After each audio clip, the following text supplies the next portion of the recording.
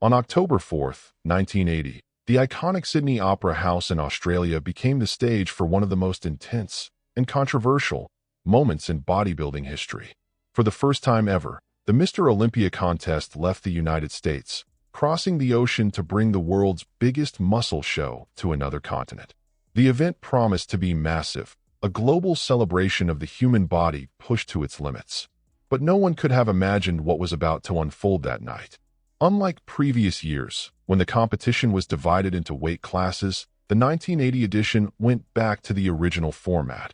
Every athlete competing together, no matter their size. That meant one thing: the giants and the aesthetes, the mass monsters and the sculptors, all facing the same judges under the same lights. It was bodybuilding in its purest and most unforgiving form, making the outcome even more unpredictable. 16 competitors took the stage that night, representing the very best the sport had to offer. Among them were legends like Frank Zane, the master of symmetry; Mike Mentzer, the intellectual of heavy training; Chris Dickerson, known for his almost classical aesthetics; Boyer Coe, the model of consistency and charisma; and Tom Platz, the man with the most famous legs on the planet. And of course, one competitor no one expected to see again: Arnold Schwarzenegger. Yes, you heard that right. Arnold was back. The event was organized by Paul Graham, an Australian businessman and close friend of Arnold's, a detail that immediately raised curiosity and later suspicion among the athletes and the crowd. The production spared no expense: massive lighting setups, top-tier staging, and full media coverage. For the first time, a bodybuilding competition would be filmed with TV in mind, covered by CBS, who planned to broadcast the spectacle to millions of viewers. Everything pointed to a night for the ages. The total prize purse of $50,000, roughly $190,000 today, reflected how professional the sport had become. Bodybuilding was no longer just a hobby or a visual display. It was a global business with sponsors, press coverage, and a devoted fan base. Mr. Olympia had turned into the World Cup of Muscle, and its competitors were the modern-day gladiators. Much of this success stemmed from the lasting impact of Pumping Iron, 1977.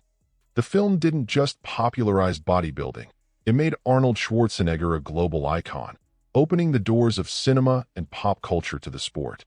The influence of that movie still hung in the air at the 1980 Olympia, giving the event a cinematic aura and a heavy weight of expectation that no athlete could escape. But what was supposed to be a celebration of strength and physical artistry would turn into a storm of egos, politics, and controversy. And when we say controversy, we mean it. Inside that breathtaking theater, beneath the bright spotlights and roaring applause, one of the biggest scandals in the history of the sport would be born. What began as a tribute to physical perfection would forever change the direction of bodybuilding. It all started after a certain someone, six-time consecutive champion Arnold Schwarzenegger, retired in 1975 as the greatest bodybuilder on Earth. He had traded the competition stage for movie sets, building a new career as an actor. His charisma and screen presence made him a rising Hollywood star. The world now knew him not only as the Austrian Oak, but as the new face of the modern movie hero. While preparing for Conan the Barbarian, released in 1982, Arnold went back to serious training. The goal? To forge a physique worthy of a legendary warrior. But the more he sculpted his body again, the more that old competitive fire reignited. What began as movie prep slowly became something bigger, a chance to prove, once again, that he was still the best. Rumors started spreading backstage. Fellow athletes noticed he was getting huge again, sharper, fuller, that classic Arnold look. Could he be coming back? He laughed it off, saying he was just training for the movie. But behind that famous grin, a quiet decision was being made. He missed the adrenaline, the stage, the rush of the spotlight, that feeling of defying the impossible. Officially, Arnold flew to Australia only to commentate the contest for CBS, which would air the Olympia on TV. Everything seemed perfectly normal, until the day before the competition. Out of nowhere, without any prior announcement, he declared, "I'm competing." The words hit like thunder. The athletes froze. The audience was stunned. The legend had decided to return. The news spread like wildfire, sparking outrage among the competitors.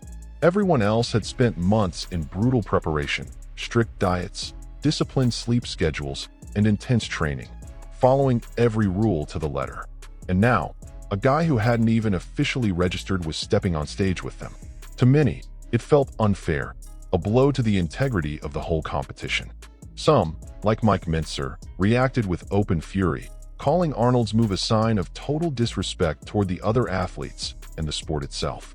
Others, like Frank Zane and Boyer Coe, stayed quiet, but their expressions backstage said it all. What should have been a celebration had turned into a ticking time bomb, ready to explode. And the most intriguing part? Arnold seemed to know exactly what he was doing. His charisma could dominate any room. Even surrounded by criticism and suspicion, he smiled calmly, as if he knew he was about to steal the show. Little did anyone realize that his last-minute decision would change not only the outcome of the contest, but the very future of Mr. Olympia. When Arnold announced his comeback, fans expected to see the same flawless physique that had conquered the world in the 70s. But the man who landed in Sydney was far from his peak. Friends and experts later said he was maybe 70% to 80% of his best condition. He still looked impressive, sure, but the signs of time and his years away from competition were obvious. The legendary Austrian Oak wasn't the same unstoppable giant who had ruled the stage for 6 straight years. His chest, back, and biceps were still worthy of admiration, showing that trademark density and shape that made him a legend. But his legs and abs revealed clear weaknesses, less definition, less size. The balance and flow that once defined his physique seemed off. To make matters worse, a cortisone injection he'd received in his shoulder to treat inflammation had caused water retention, softening his overall look. When his old friend Franco Columbu saw him in Australia, he was shocked. "You're not ready," he reportedly told Arnold after noticing the bloating and lack of muscle detail. But Arnold insisted he could fix it. Determined to dry out his physique, he spent the entire night before the show posing non-stop, sweating, flexing, contracting every muscle in front of his hotel mirror. The goal was simple: force his body to shed as much water as possible in just a few hours. It was like a scene out of a movie, the champion, alone, fighting his own body and his own pride. For hours he posed relentlessly, testing every angle, every flex, every way the light hit his skin. Eventually, exhausted, he collapsed in his room, knocked out by fatigue and dehydration. That was the price of trying to become, once again, the man the world still saw as unbeatable. The next morning, the results were mixed. Arnold did look better, drier, tighter, but still nowhere near his prime from 1974 or 1975. Even so, his very presence on stage changed the entire energy of the contest. There was something magnetic about seeing him there again, defying the odds. Every smile, every flex, every pose brought back memories of a golden era. While the other competitors displayed more modern physiques, harder, denser, and technically sharper, Arnold had something none of them could match: an unshakable charisma. His confidence, his stare, his stage command, they were weapons as powerful as any muscle. Even without being in peak shape, he was still the natural center of attention. Before Arnold's shocking return, the 1980 Mr. Olympia was already shaping up to be one of the most competitive and exciting events of the decade. The Sydney Opera House stage had brought together some of the greatest names in modern bodybuilding, athletes who had redefined what physical perfection meant and were ready to fight for the vacant throne left behind by the Austrian Oak. The clear favorite was Mike Mentzer, the muscle philosopher. After winning the 1979 Mr. Universe with a perfect score, he was seen as the face of the new era: rational, technical, and disciplined. His heavy-duty training system, built on short, ultra-intense workouts taken to absolute muscle failure, challenged old-school methods and delivered incredible results. Mentzer's body was dense, balanced, and carved like granite. Many believed he was the future of bodybuilding. If Mentzer was the brain of the competition, Frank Zane was its aesthetic soul. A 3-time consecutive Mr. Olympia champion, Zane was the polar opposite of brute power: graceful, refined, and perfectly balanced. But that year would be different. After a freak accident at home that left him with a deep cut and heavy blood loss, he was forced to step away from training for months. Even after recovering, Zane stepped on stage looking smaller and more fragile than in his glory days. Still, his lines and poise were mesmerizing, the embodiment of classical beauty. Another standout was Chris Dickerson, whose physique had the harmony and symmetry of a Greek statue. He was on the rise, and many considered him the most consistent athlete of the season. His polished presentation and near-perfect proportions made him a real contender for the title. Meanwhile, veteran favorite Boyer Coe, known for his huge chest and arms, displayed the same solid conditioning that always kept him among the elite. And of course, no one could overlook Tom Platz, the Golden Eagle. His legs, colossal pillars of muscle and definition, were like a force of nature. His physique was raw, intense, and extreme, a preview of where the sport was heading. Bigger, denser, more powerful bodies. To many fans, Platz represented the next stage in bodybuilding's evolution, the human form reimagined as raw power. With so many distinct physiques and styles, the 1980 Olympia seemed destined to be an epic showdown, perhaps the most competitive in history. The scales were perfectly balanced. But then, Arnold returned. And with that single move, everything changed. What had been shaping up to be the fairest, most evenly matched contest of the decade would soon turn into a battle of nerves, politics, and influence. The day before the event began with what seemed like a routine procedure, the official competitors' meeting. It was supposed to be a formality, athletes, judges, and organizers reviewing the rules and final details. But what started as an ordinary meeting would turn into one of the most explosive moments in bodybuilding history. The tension was obvious from the start. When Arnold Schwarzenegger walked into the room, many athletes exchanged uneasy glances. He had announced his participation only the day before, and the shockwaves were still rippling through the lineup. The presence of the sport's biggest name didn't just inspire admiration. It brought fear, anger, and distrust. During the meeting, Arnold tried to change the rules. He suggested splitting the contest back into two weight classes, as in previous years, one for competitors under 200 pounds, about 90 kilograms, and one for those above. The proposal, seemingly harmless, infuriated almost everyone.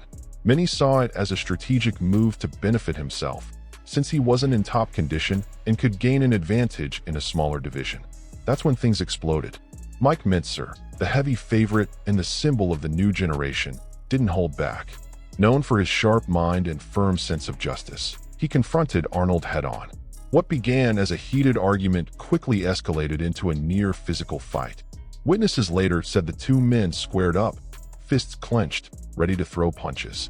The room turned into a verbal battlefield. Several competitors tried to step in.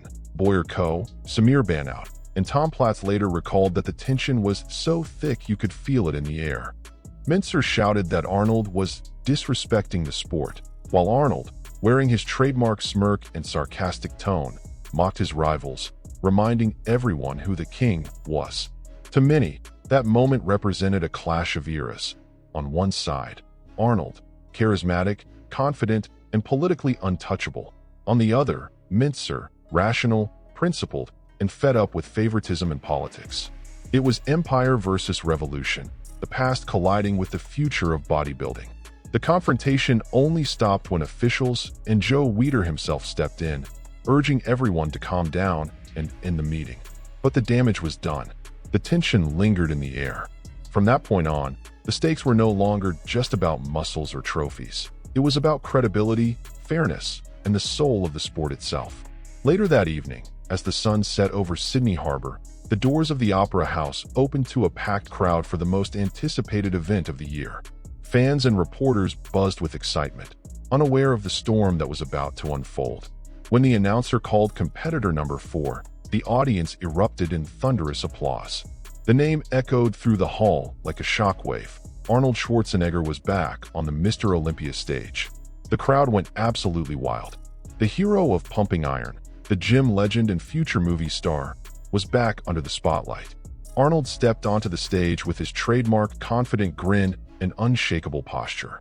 Even if he wasn't in his best shape, he commanded the stage with the same authority he had in his golden years. His charisma was magnetic.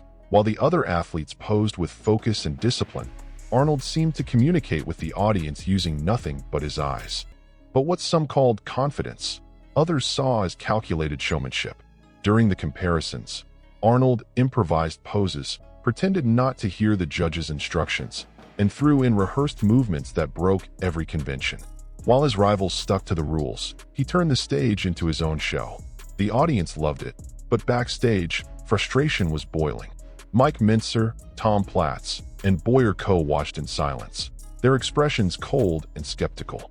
The contrast between Arnold and the others was striking. Frank Zane brought calm elegance to the stage, and Chris Dickerson mesmerized everyone with his classical symmetry, but Arnold owned it with his energy and presence. He knew exactly when to smile, when to step forward, and when to raise his arms to the crowd, turning the competition into something straight out of Hollywood. As the comparison rounds went on, something unthinkable began to unfold. After 3 rounds of judging, Arnold was in first place with 295 points, followed by Frank Zane with 291 and Chris Dickerson with 290. The competitors were stunned. Some judges exchanged uneasy glances as faint boos started to ripple through the audience. In the final round, the outcome was sealed. 5 out of 7 judges gave Arnold perfect scores, pushing him to a total of 300 points. The announcement triggered a mix of cheers and boos, half celebration, half outrage.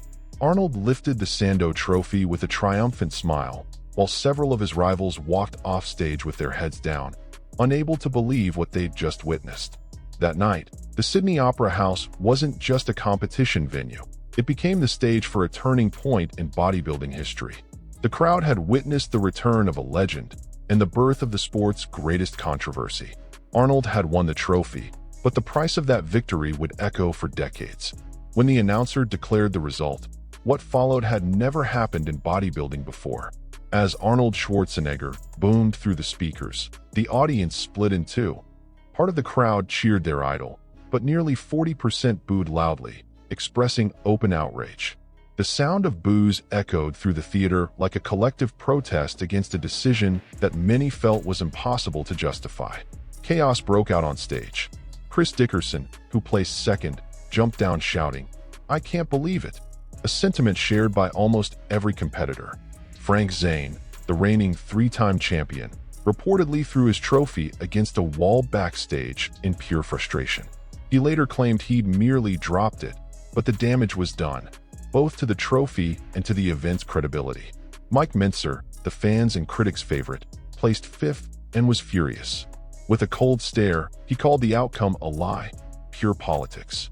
To him, this wasn't a physical contest. It was a political move, a backstage power play. Not long after, Mincer announced his permanent retirement from competition, cutting short what could have been one of the sport's greatest careers. Meanwhile, chaos continued behind the scenes. Many athletes refused to shake Arnold's hand. Others just walked out in silence, too stunned to react. What should have been the crowning moment of a legend had become a symbol of distrust and division. For the first time, both the athletes and the audience stood united, not in celebration, but in disbelief. The suspicions only deepened when the judges' list was revealed. Among them were Reg Park, Arnold's longtime mentor and personal friend, Albert Busek, who helped him early in his career in Germany, and Mitz Kawashima, a close associate of many years. At least 3 of the 7 judges had direct personal ties to Arnold, sparking immediate accusations of favoritism and manipulation. The final blow came from CBS, the network that had invested heavily to film the event. After reviewing the footage and witnessing the crowd's reaction, the station decided to cancel the broadcast, declaring that the result was clearly unfair. What was supposed to be the grandest bodybuilding spectacle in the world ended up as an international embarrassment, and Mr. Olympia lost its golden chance to reach mainstream American television. That night, Arnold won the trophy, but lost something far greater: the respect of many of his peers and fans. His 7th victory officially cemented him as the greatest bodybuilder of all time, but the way it was achieved tainted his legacy. The 1980 Mr. Olympia didn't end with applause. It ended with boos, suspicion, and the beginning of the longest-running controversy the sport has ever known. The fallout from the 1980 Olympia hit the bodybuilding world like an earthquake. Instead of celebrating another historic win, fans and the media began to question the sport's integrity. The boos, protests, and accusations of favoritism didn't stay inside the Sydney Opera House. They echoed across the globe. The event that should have crowned a legend instead became the symbol of a credibility crisis unlike anything bodybuilding had seen before. In the days that followed, the top competitors began speaking out publicly. Frank Zane, still frustrated by the outcome, announced he wouldn't return for the 1981 Olympia, saying the event had lost its meaning. Boyer Coe, Mike Mincer, and Roger Walker did the same, joining together in a collective boycott. It was a first for the sport, the best athletes in the world refusing to compete until real change happened. Behind the scenes, the IFBB went into crisis mode. Ben Weider, the federation's president and one of the sport's most influential figures, realized things had spiraled out of control. The trust of the athletes, the fans, and even sponsors was shattered. Under mounting pressure, Weider admitted that the 1980 judging had been a disaster and announced sweeping reforms to the event's structure and rules. The biggest change was drastic but necessary. Event promoters would no longer have the power to select judges. From then on, that responsibility would belong to an independent head of judging, appointed by the federation itself. The message was clear: to prevent personal interests, friendships, or outside pressure from ever influencing the results again. Despite the good intentions, the wounds didn't heal easily. Many fans saw the reforms as little more than damage control. Magazines, gyms, and forums kept debating the 1980 results, and the word politics became a common synonym for professional bodybuilding. The Olympia, once the ultimate symbol of merit and physical perfection, now carried a stain of doubt. And worse was yet to come. The following year, in 1981, the title went to Franco Columbu, Arnold's close friend and longtime training partner. For many, that was the final blow to public trust. While Franco was a respected champion, his condition that year was widely criticized, and his win only reinforced the belief that the Olympia had become more about connections than physiques. Even with the promised reforms and talk of transparency, the shadow of the 1980 Mr. Olympia would hang over the sport for decades. It was the event that divided fans, drove legends away, and transformed bodybuilding into something far more complex than just strength and aesthetics. And speaking of those who walked away, for one man, the consequences were even deeper. For Mike Mincer, the 1980 Mr. Olympia wasn't just a loss. It was an open wound that never healed. The event that should have crowned him as the new face of bodybuilding instead marked his complete break from a system he had once believed in. Watching politics and favoritism overpower merit, Mincer realized this was no longer the sport he had devoted his life to. After the competition, he made a radical decision: to walk away for good. He distanced himself from the stage and the spotlight, turning down interviews and public appearances. Many saw his withdrawal as a mix of pride and frustration, but in truth, it was an act of integrity. He refused to be part of a system he believed had betrayed its core values of fairness and excellence. Over time, Mike redirected his passion toward education and philosophy in bodybuilding. He became the sport's intellectual, a thinker who wanted to restore its scientific and ethical foundation.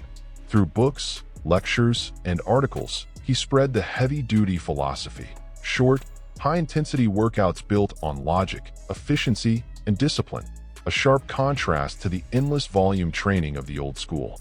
His mission was no longer to win trophies, but to shape minds. Mincer became known as a defender of integrity, a man who dared to question the system and paid the price for it. He turned into something of a bodybuilding philosopher, someone who believed that body and mind should evolve together, guided by truth, logic, and purpose. As the years went by, Mike Mincer's image took on an almost mythical aura.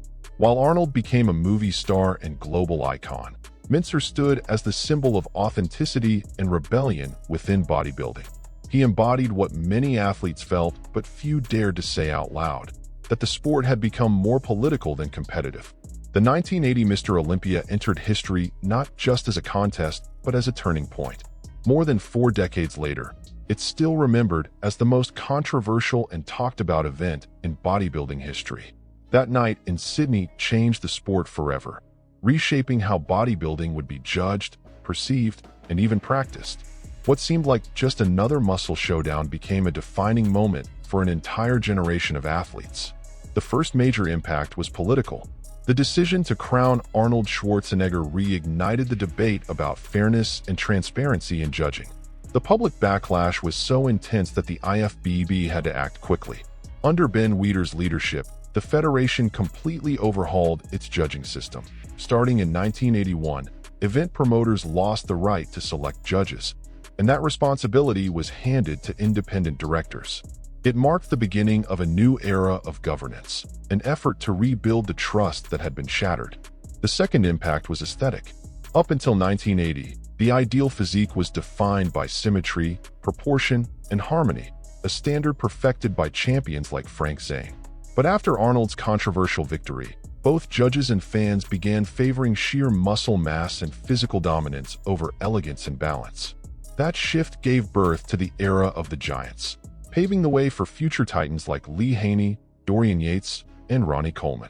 The third impact was media-related. CBS, which had invested heavily to broadcast the event, canceled the airing after the accusations of favoritism surfaced. The network declared the results manipulated, and Mr. Olympia would never again be shown on a major American network.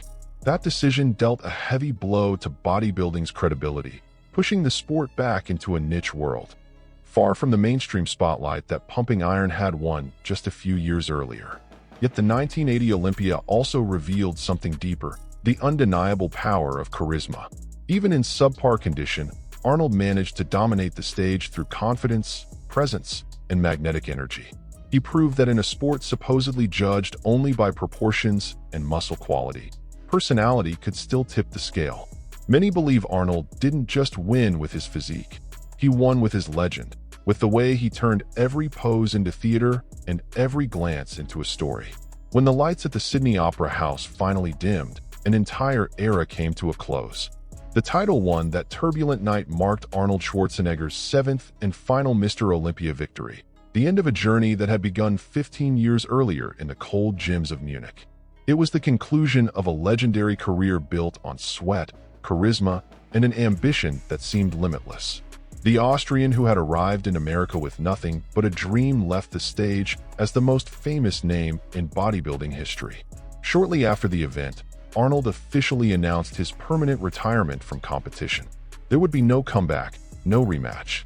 The man who had already achieved everything, 7 Sando trophies, 6 of them consecutive before 1975, and a final one in 1980, knew it was time to step away. For some, he was quitting at the height of controversy. For Arnold, it was the perfect way to close a chapter that no longer had anything left to prove.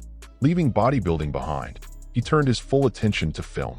His massive frame, unmistakable accent, and face already familiar to fans became his new weapons in Hollywood. Soon came the role that changed everything, Conan the Barbarian, 1982, followed by The Terminator, 1984. The athlete had become a global superstar, carrying the image of the bodybuilder into the very heart of pop culture. Even with the shadow of the 1980 controversy, the name Arnold Schwarzenegger never stopped being synonymous with bodybuilding. His legacy was so powerful that, instead of being weakened by the scandal, it was actually amplified by it. The controversy only added to his myth, the champion who defied all odds, the man who divided the world but could never be ignored.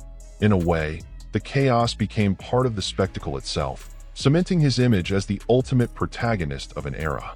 With his departure, the Olympia didn't just lose its biggest star, it lost the last great figure of the golden era. The charm, showmanship, and theatrical presence that Arnold brought to the stage were gone. The sport moved forward, more technical, more massive, and far less emotional. It was the end of an age when bodybuilding felt like a celebration of the human form, and the beginning of another, dominated by the relentless pursuit of size and density. The 1980 title was, in many ways, a farewell disguised as a victory. Even amid the boos, Arnold kept smiling, the smile of a man who knew he was ending a chapter exactly how he liked it, under the spotlight. The 1980 Mr. Olympia wasn't just a contest. It was a turning point that forever redefined the course of bodybuilding. What happened on the stage of the Sydney Opera House went beyond muscle and symmetry. It became a symbol of power, influence, and controversy. For the first time, the world realized that bodybuilding wasn't just about physique. It was about story, image, and the impact a single figure could have both on and off the stage. That event changed everything. The way judging was done, the way athletes competed, and even how they connected with the audience. The scandal forced the IFBB to rethink its structure and led to reforms that shaped the decades that followed. The media pulled away, athletes took sides, and fans were split between admiration and distrust. Still, the spark ignited in 1980 kept burning, because for better or worse, the whole world was talking about bodybuilding. More than 40 years later, the debate still rages on.